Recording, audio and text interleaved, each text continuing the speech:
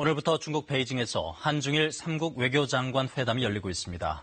내일은 한국과 일본 외교장관의 양자 회담도 예정돼 있는데요. 갈등을 빚고 있는 한일 관계 하나의 분수령이 될 것으로 보입니다. 베이징 강민수 특파원입니다. 강경화 외교부 장관과 왕이 중국 외교부장이 베이징에서 만났습니다. 왕이 부장은 이에 앞서 고노 일본 외무상과 회담했고 한중일 3국 외교장관은 오늘 밤 만찬 회동을 이어갑니다. 관심은 내일 오후 예정된 강 장관과 고노 외무상 간의 한일 외교장관 회담입니다.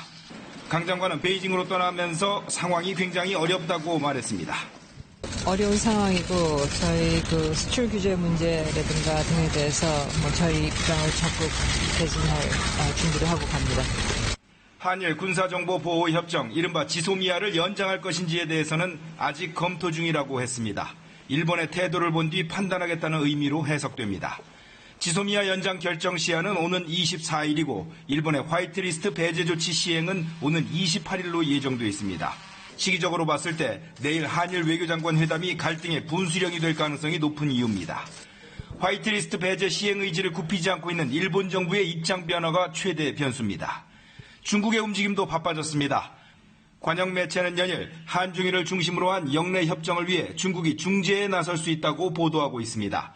중국은 실제로 이번 회담 장소를 베이징 외곽 휴양지로 정하는 등 상당히 공을 들이는 분위기입니다. 적극적으로 중재에 나서지 못하는 미국의 틈을 노려 한일 갈등 해결에 역할을 하려는 것이란 분석이 나옵니다. 하지만 중국은 미국과의 싸움도 힘겨워하는 상황입니다. 중국의 중재 혹은 관여에 대한 한국과 일본의 경계감도 있습니다. 따라서 중국의 역할에는 한계가 있을 것이라는 전망이 우세합니다. 베이징에서 KBS 뉴스 강민수입니다.